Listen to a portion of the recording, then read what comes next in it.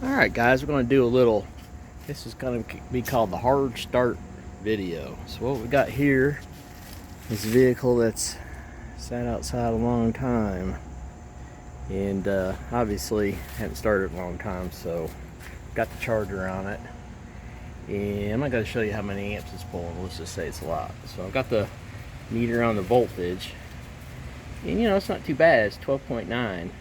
Sorry, it's upside down. But here's the problem.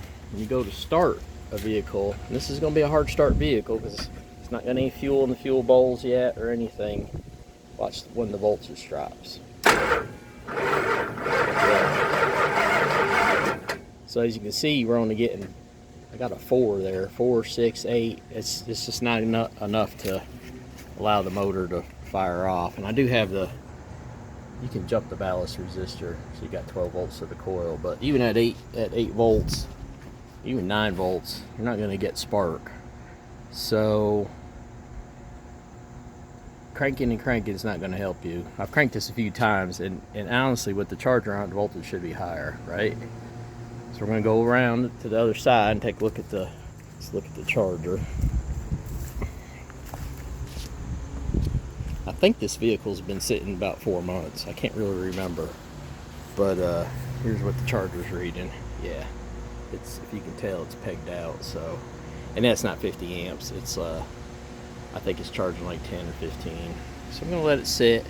And obviously that's not a starting battery. That's a battery I picked up off the battery backup someplace. So I'm gonna let it sit for probably like probably at least a half an hour and charge up. But I got a feeling the battery's just not gonna do it. If you got a big voltage drop like that, you need a new battery. So it'll still crank the vehicle over, and that's the important thing, because you see it cranking, but most likely you're not getting any spark, and you're not going to crank it fast enough for the fuel pump to get the fuel bowls full.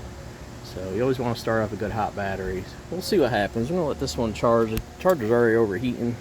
Yeah, it's pretty hot. It's a cool day out. It's maybe 70, but I think that charger will trip out pretty quick.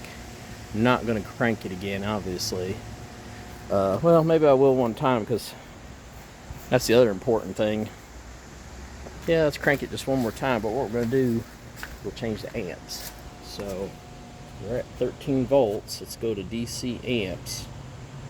And the problem with low voltage is your amps go up. So watch the amp pull on this starter.